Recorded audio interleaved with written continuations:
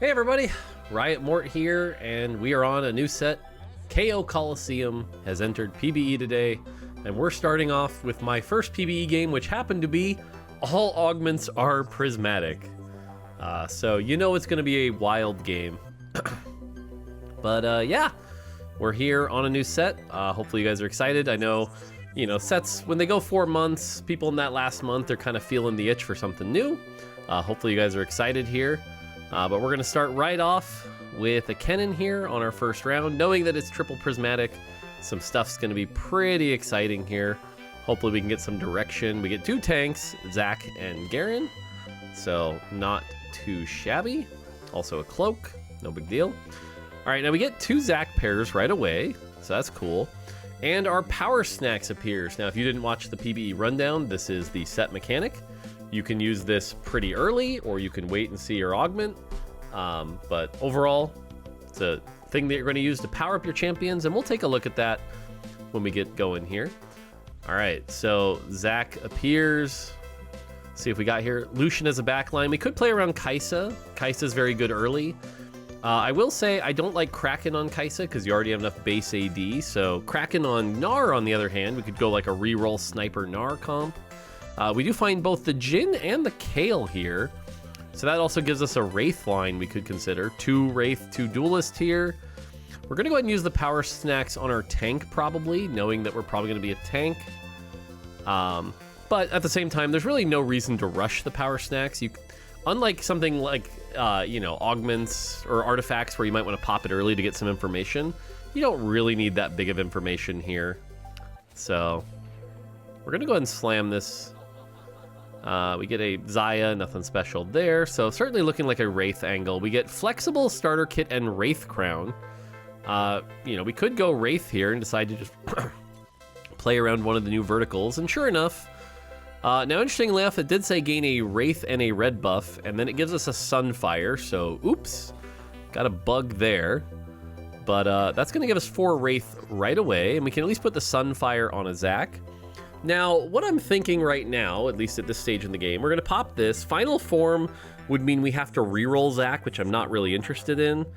Body change, we're not looking to copy a nearby ally, so we can just take max vitality to give us some extra health. It's a little bit of a weak choice, but we do have good tank items here. Now, you might be wondering, why didn't you build the gargoyle here? At this point in the game, I'm thinking that we're leaning more towards K'Sante, you know, vertical Wraith K'Sante. And so Titans is a really good item on that K'Sante later. So I built that, kind of thinking I'd play around that later. Now we go 2 heavyweight here to synergize with the max vitality. We can go 4 Wraith later, especially with max vitality. Now what this power-up does is, as you're alive, you're just going to gain permanent health over and over and over. And so since I have this almost 3-item Zac already, I can use that and be pretty strong. So should be a solid, one of those, you know, Mortdog boards where you've got a solid tank that people are going to struggle to kill here. Can hit 4 Wraith, have a pretty good trait web. So overall, I'm not too worried here. But yeah, and then Wraith, the way to think about Wraith, by the way, is it's basically damage amp that you can't really heal off of, so it makes things like Bloodthirster a little worse. But the damage it does heals people it needs to, so it actually can give quite a bit of healing. So for example here, with my Wraith being Kai'Sa and Kayle, they're likely not taking any damage. So when Wraith procs, that's going to heal Zac up.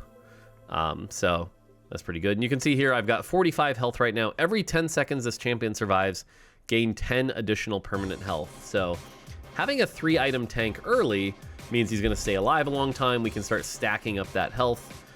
And there's a world where, you know, if I decide to play around Zac, that'd be cool. Pretty good for like a reroll Zac build. But right now, especially because I've got the Wraith vertical, I'm not really looking to go reroll.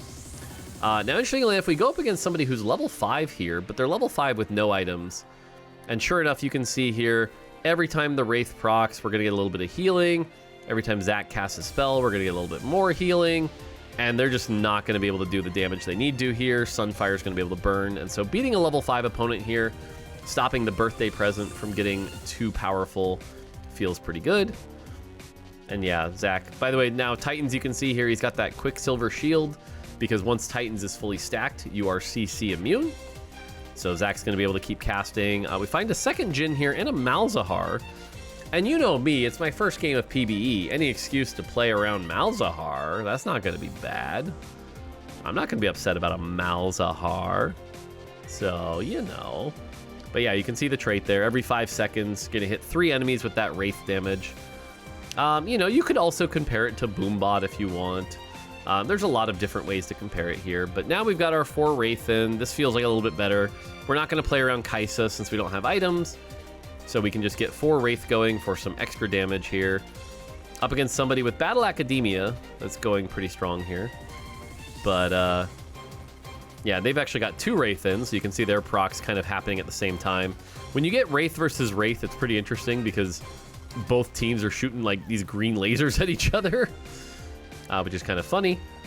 But again, overall, you just can't really deal with the Zac. And so our goal here on the carousel should be to try to make sure the Zac stays 3 items.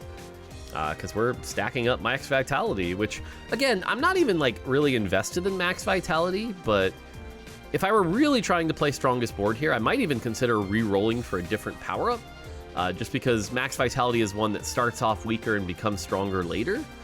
But you never know if I'm just going to keep win streaking, so. Now, again, right now, I'm still leaning towards Cassante here, so Titans is looking good to me. Even Shroud also. Spark is something you can consider, by the way. Wraith, much like Boombot, is magic damage. So overall here, I decide to go with the Even Shroud, which is debatable. It is going to be that 3-item Zac. And again, if I'm leaning towards Cassante is going to do a lot of physical damage later. So I can also lean towards Zac, not Zac, Varus and Jhin for physical damage. So it's not like the Even Shroud ends up completely wasted here.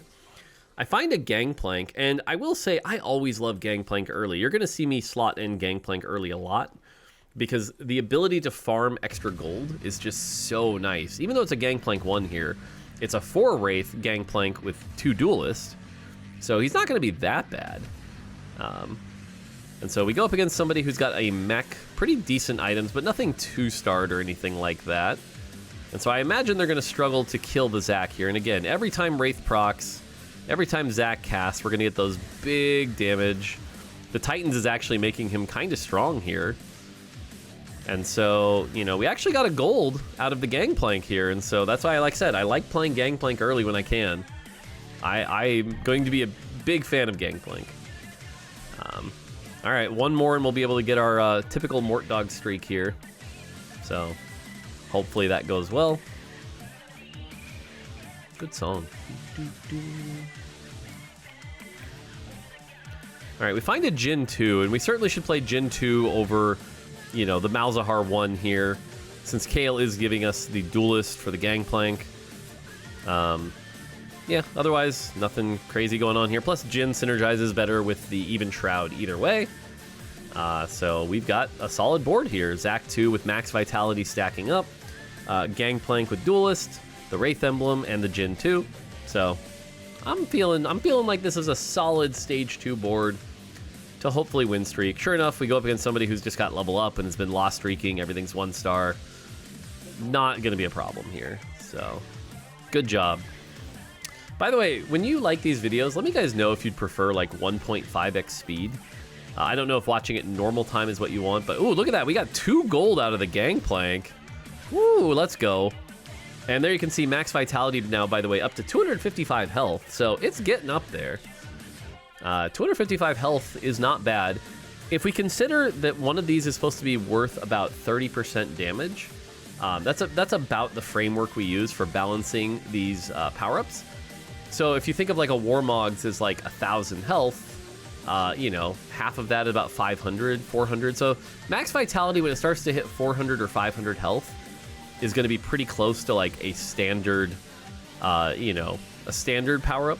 But now that we got the gold from Gangplank, we're going to go ahead and put in the Darius here. Darius is going to give us more damage, some extra carries, and if we can get 4 heavyweight in, that'll make this Zac even harder to kill.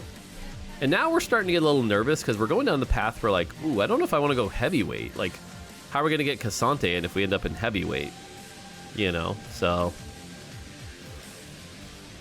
Looking at our items, though, 2 gloves isn't the best. I don't really like slamming Thieves' Gloves here, but if we're going to keep win streaking, Thieves' Gloves is probably the slam we're going to go for, unfortunately. So, all right, well, we find another Malzahar. We find another Kale. So, and we're not playing Kale reroll or anything like that, because there's certainly going to be a Zac Kale reroll comp. That's pretty expected, but for now, not really playing that. Oh, wow, we got Jin Bis here. Spark Armor.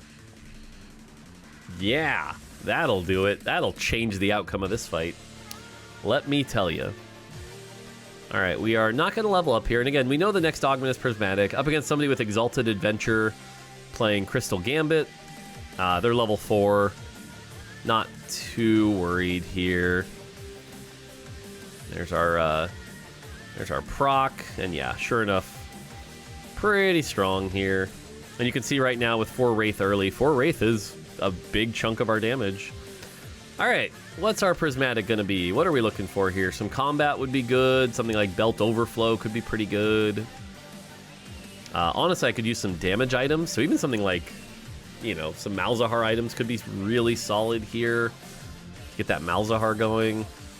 Instead, we get Trifecta, which is okay, but not really. Coronation, meh. Don't really need it. Bronze for Life, no. We're playing Vertical Wraith. Buried Treasures, eh. So I decide, you know what? We're at 100 health. Let's just take advantage of this. Try to play strong. We'll probably lose a couple of rounds now with Prismatic Pipeline.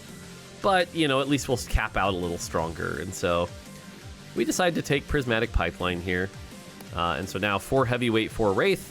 This Zac's still going to be pretty hard to kill. And now with Max Vitality, again, we're stacking it up to the point where we're going to get it to be more powerful than a typical power-up. And now I'm starting to go, ooh, maybe I don't want to pivot out of Zac and into Cassante, which kind of sucks for the Titan's Resolve. But at the same time, if I'm going to lean more into Heavyweight, there are things like Darius and Jace who could use that Titans pretty well. So that's definitely an option we can consider. We go up against somebody who's clearly playing PvE. They went level up invested. And this is just PvE. If you talk about like balance and how often people are hitting a 3-star 5 cost, taking something like this on ladder, probably not correct. But, you know, on PvE, this is the kind of thing that could lead to a 3-star 5 cost later. People are having fun with it, so you don't read too much into it. But could be scary later. And so a lot of my videos, I would guess what you're going to see is like me playing really well till about stage 4, stage 5. And then the 1 or 2 players that played super greedy might take me down. And so that's kind of my concern right now. In this game, I'm not particularly looking for like a really greedy out. And so that does seem a bit problematic. But, you know, we do what we can. And this is more to learn about how we could play the set and how we could think about it. So overall, though, by the way, we do have Mentor in. And getting Kobuko in is really nice because that's going to give 6% damage reduction to your entire team. If you can get a Mentor into your comp, you really, really should, especially in the mid game. And so now we have a 3-item Zac who's also getting that Mentor bonus. That's why he's so tanky. And so we go up against somebody who looks like they're also playing a bit of heavyweight here. Aatrox and Jace and things like that. But again, you can see they're just going to really struggle to get through this Zac here. He gets his Titans procced. There's those Wraith explosions, the Zac cast, and sure enough, he's looking pretty full here. So yeah, you can see Zac just doing really well here. I mean, did they even kill anything? Not really. And top damage, by the way, is Zac. So Titan's doing some big work here. Uh-oh, is Titan Zac too good? We'll see. We'll see. All right, looking at the carousel here. We're still pretty flexible on our items. If we get the Malzahar, that could be Malzahar 2. Items don't matter too much. Darius with a sword could end up being something like IE later, which wouldn't necessarily be bad. Darius looks like he might get taken, though. Darius and Mal's still both there. All right, we can try to go for the Mal's. Hopefully we can get it. Sure enough, the other person is going to let us get it. And all right, Malzahar 2. So can't complain about that. All right, so Malzahar 2 goes in. Certainly better than Kale. To be honest, we probably should have been playing the Malzahar sooner. Looking at the Jhin items, we can also just put the Thieves' Gloves on Malzahar, at least for this round. Jin's not exactly super strong at this point. And again, we're not going to push our luck here because we're down a Prismatic, and so assuming a lobby was playing competently, we still would expect to lose fights here. We're not looking to really push tempo. Now, if we happen to win, great, but playing down a Prismatic, you shouldn't really be pushing. On the other side, we see a heavyweight Gangplank. But again, right now, no one really has the damage to get through this Zac. Zac is getting a little low here. There's that Senna ult, but nope, we get through. Malzahar getting his dot up. And now we head to 3-6. Now, this is the second set mechanic part of the game that's very important here, where we are going to get another power-up. Now, I don't know why people keep asking this. It feels like common sense to me, but just in case. No, you cannot put 2 power-ups, so I cannot put another power-up on Zac. I have to put it on somebody else. So right now we have a Malzahar 2, may as well do that. Essence Share, not really. Classy, we don't have Prodigy in. So Midas Touch is at least going to give us an Execute and a chance to drop gold. But we're also in the mid-game where dropping gold isn't as valuable. The Execute's fine, but this is a power-up I'm looking at and I'm going, I'll probably move this later, right? This is not a power-up that I'm going to be stuck with. And thankfully, you can see on the left here, we have those power-up removers. So if I want to move it later, I totally will. But, you know, in the meantime, if we can farm a little bit of gold, that's fine. I could re-roll it right now if I really wanted, but we don't really have that great of direction yet. So up against a Battle Academia player, but again, their front line is like a Jace 1, and you can see our Wraith proc just doing some big damage here. Boom. Zac's still alive. Ooh, we get our first execution. 2 gold. Okay. 2 gold for running that? That doesn't bother me. All right.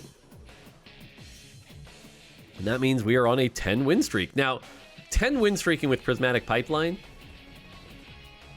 Let's go. I'm not going to be upset by that. I am not going to be upset by that. So.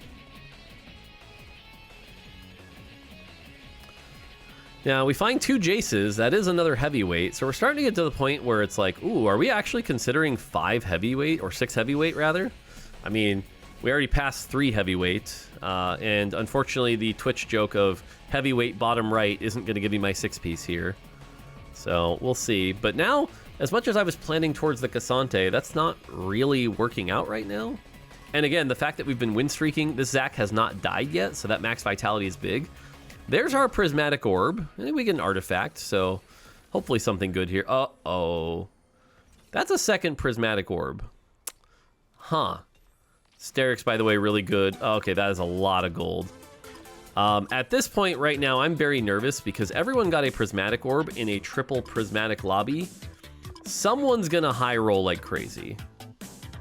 Someone's going to high roll like crazy, and that's going to make me very, very nervous. 5 heavyweight, 5 Wraith. Good job, Mort. And yeah, we have a Flicker Blade on a Kale 1. Looking to see if we can make a emblem here. We're going to slam items quickly. We can move them around a little later.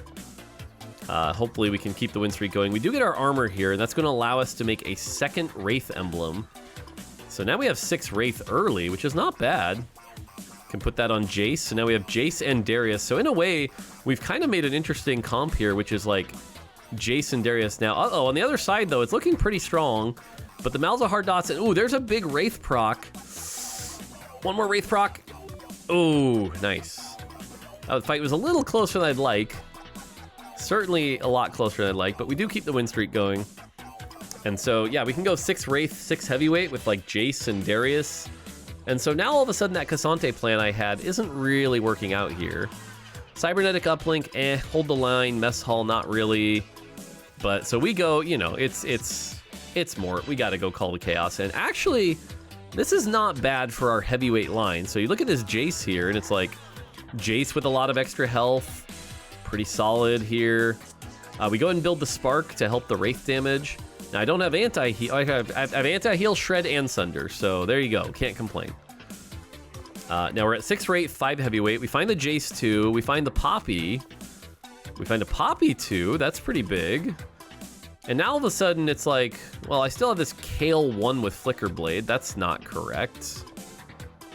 So we're going to take that out, put in the 6 heavyweight. And so now all of a sudden we are a heavyweight build that needs to go 9 in order to get 6 heavyweight, 6 Wraith. But we have a Jace. Could like to hit the Darius 2 here. We have a Zac, Poppy 2. My Kobuko positioning was very bad this fight. Hopefully we don't get punished for that. And then we have a Malzahar in the backline with suboptimal items. So we have a lot of threats right now. We ended up getting a lot of items. So those items will help power up that Wraith proc. Zac's still alive, which is good. And you can see here Midas Touch kind of doing some okay work here. But Malzahar also has Thieves Gloves, which isn't really ideal items. Getting us a little gold from that Midas Touch. Not bad by any means. But you can see here Jace was actually the top damage. And so what we're going to do here, now that we know it's Jace, we find a Zac. You never know, Zac 3 could happen at some point. I'm the kind of player to chase it. All right, we find the Darius. So here's what we're going to do. We're going to remove the power-up off Midas Touch here, and we're going to use it on Darius. Now, looking at these choices, there's some Omnivamp, but we already have Titans later. Trickster's not bad here, and so what Trickster's going to allow us to do is if this Darius ever ends up getting low, he can just drop the aggro and, you know, keep going and get to that back line. So watch this Darius this fight here. So now he's got Trickster, and again, he's a 6 heavyweight. He's got Wraith going. Right now he's taking damage. Let's see if he gets low. Send an ult to the face. So far, though, he's surviving. He's doing quite well. And so actually, this fight, it's not going to matter. We're just too strong compared to everybody else right now, or at least this fight. So hopefully next fight I can show you what the Trickster is going to do.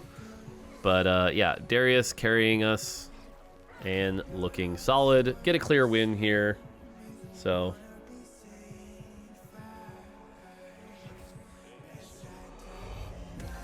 okay. Looking at the carousel, we really start to need some items to go with that Flicker Blade. We've got a Flicker Blade kind of just sitting on a Jin 2. We know, by the way, when we hit 9 that we're going to go for Varus. That's going to give us 2 Sniper and 6 Wraith. Varus is kind of our goal here. So we can start building Varus items, which could be anything like related to attack speed, mana gen. Honestly, Varus probably likes a Shojin is another option here. So it's not going to be ideal, but it's something. And now it's time to start cleaning up our item positioning here. I mean, I have a Kobuko with items that make absolutely no sense. So we're going to move those, give those to Poppy, get him going, or her going, excuse me. All right, Malzahar gets set. And yeah, time to level up here. And this looks pretty good. And again, you can look at the health on this Zac, by the way. This is a Zac that has been stacking that max vitality all game. And sure enough, look at that, 725 health. So now we're at the point where it is more powerful than a standard power-up. It is on a Zac 1 or Zac 2, which isn't ideal, but like, it's fine. All right, Darius now. Again, watch the Darius. See, we can see Trickster proc here. He's starting to get a little low. Taking some damage from the Gwen. The Sterix procs.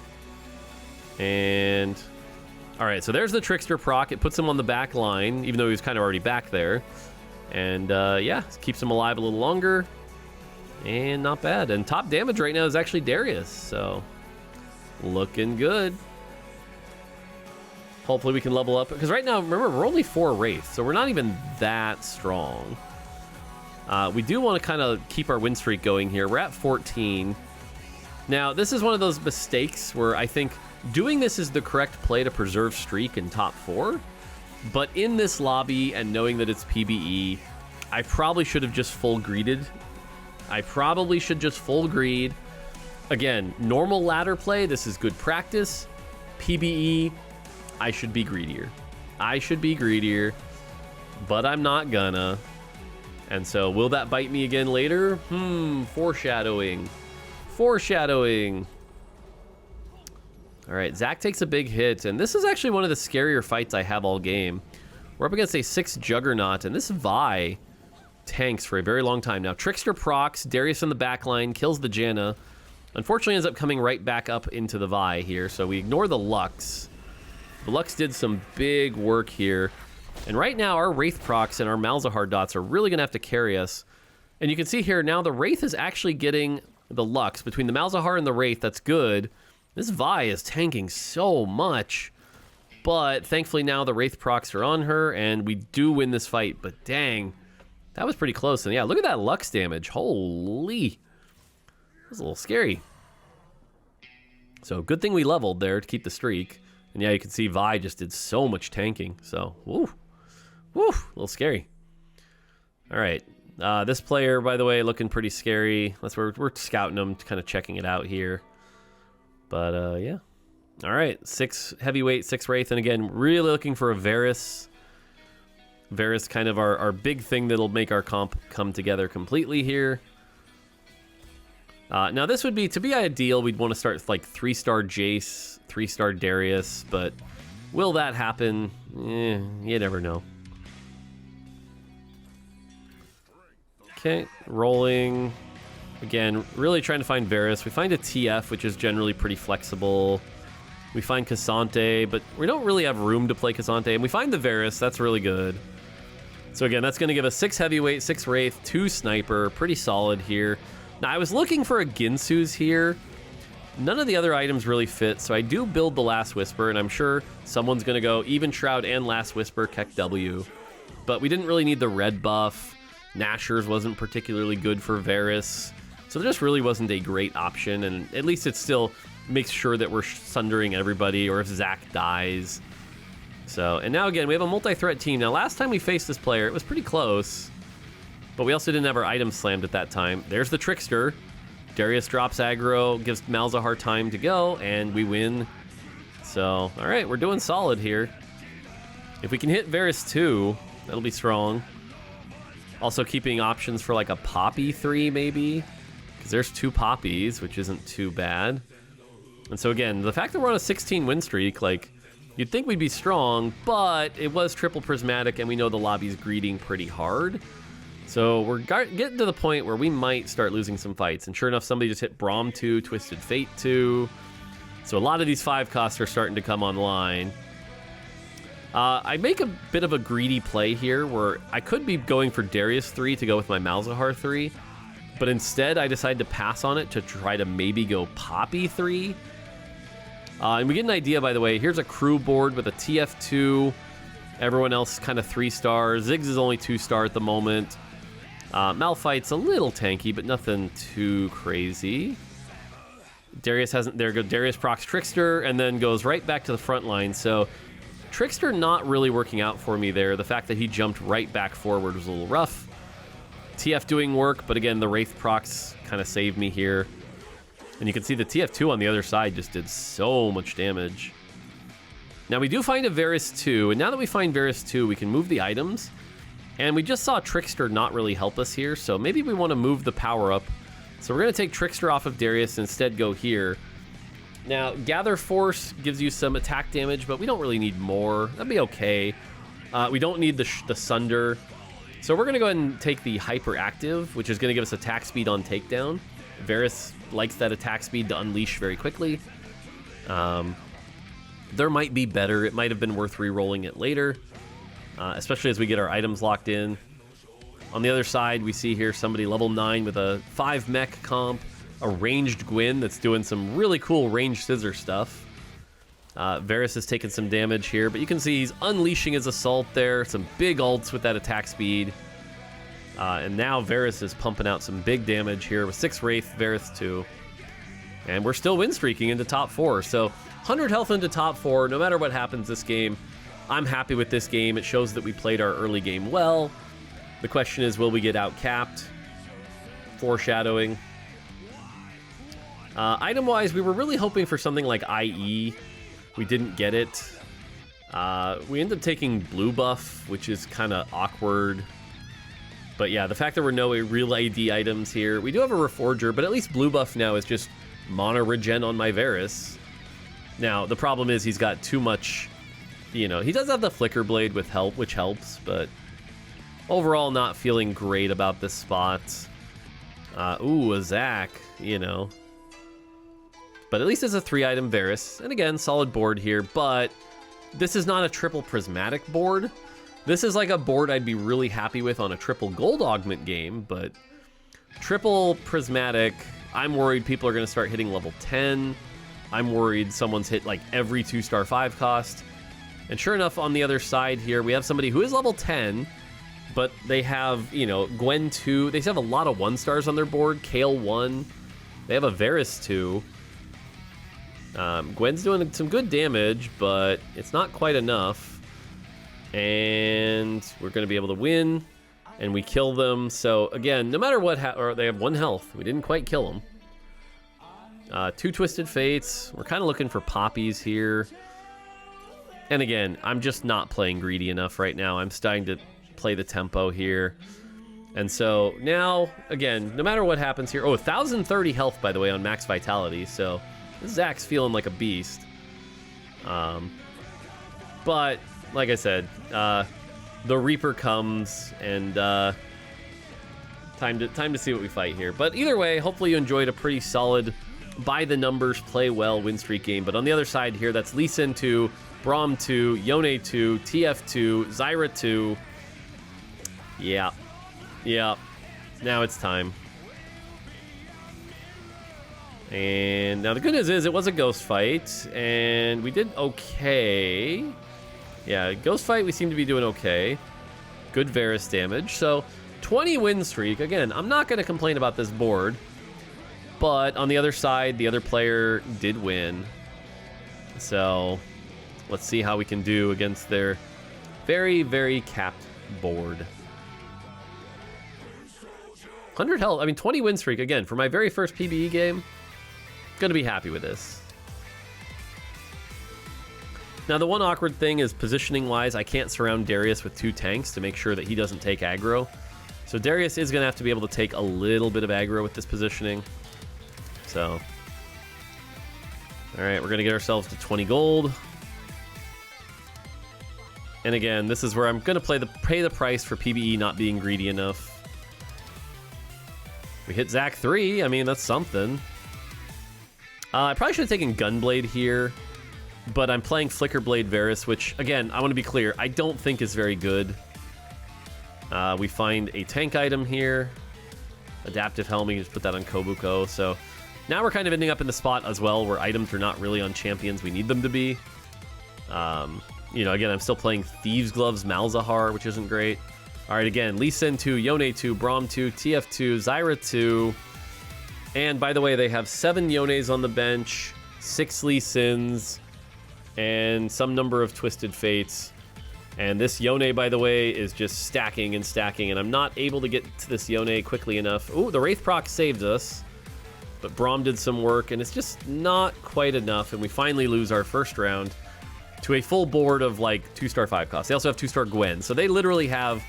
This is Legendary Soup, and at least day 1 of PBE, Legendary Soup is strong. So, find a Malzahar, and we're a long way off of Poppy 3, so we're starting to panic a little bit here. Starting to panic a bit, but you do what you can.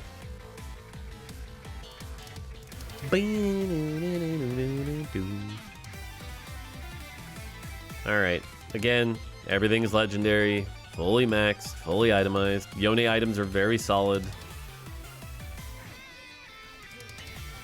And again, a lot of this fight right now is like, pay attention to the Yone. My Zac just got thrown off. Yone is a little low. We actually got through the Yone, but the Braum on the back line. Ooh, nice job, Varus. And another Wraith proc. Boom. We actually win a fight. That's good. So see, despite, you know, being down a level and stuff like that, I'm feeling good about this board. It's a pretty strong board. But as we saw, that player was level 10 and had a lot of 5 costs, and I'm not really hitting them to compete. So if you haven't figured it out by now, I'm about to get PBE'd. That's, what do I see there? 7 TFs, 7 Lee Sins, 7 Yones. It's about to go very poorly. So, spoilers here. He's going to hit one of them, and we're going to get second. But again, I'm not going to be ashamed. I'm going to be happy with how I played this game.